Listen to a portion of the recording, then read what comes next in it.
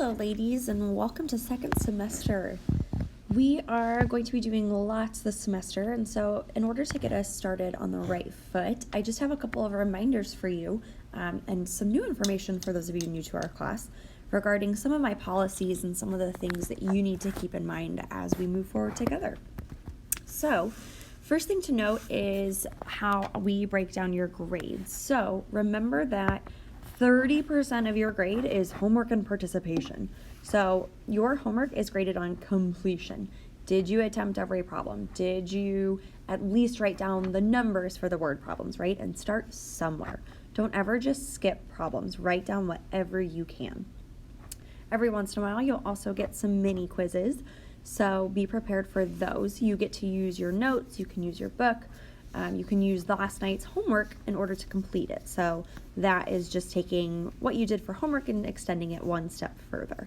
So those are not graded on completion. Those are graded on accuracy. But together, that combined with the completion graded homework goes in for 30%. 20% of your grade is going to be related to quizzes. And you're going to have somewhere between 1 and 3 per chapter, just kind of depending on how long the chapter is.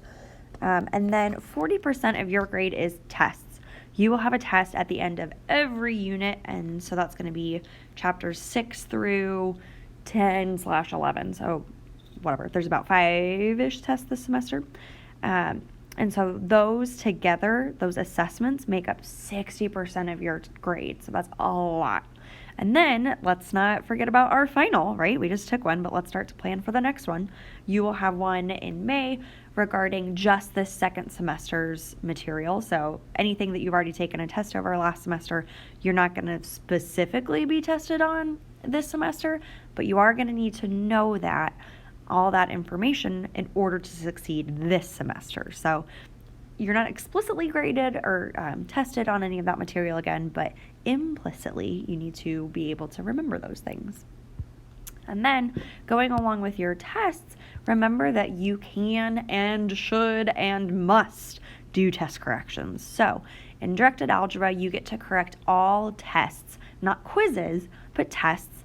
Don't even consider not turning them in because that's not smart. They are free points, which are the best gift in the world. So you can earn up to half credit back if you fix all of your mistakes. Now, if you in the past either didn't do test corrections because you just didn't, or you never got full credit back, what you can do is you can get help from me or the homework lab because you want to get as much of those points back in order to really help boost your grade.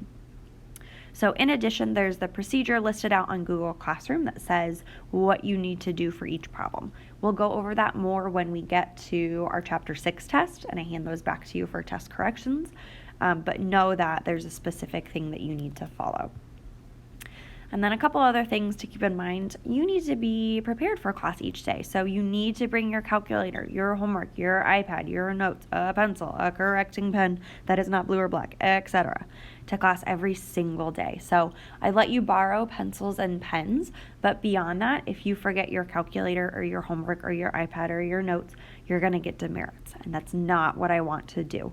So come prepared with your calculator, homework, iPad, notes, pencil, correcting pen, and anything else I might tell you to use or to bring that I will for sure at least give you a day in advance.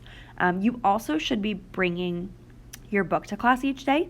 If you have the ebook, fantastic. If you do not, you need to bring the actual textbook to class every day.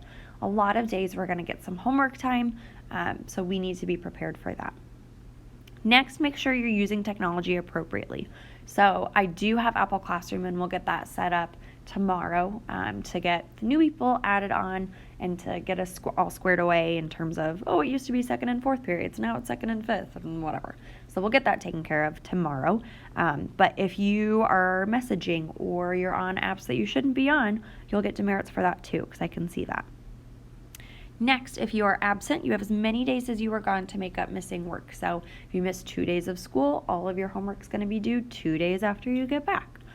However, if you are gone on just a review day before a test or a quiz, you are still expected to take that test or quiz the same day as everybody else. So when you get back.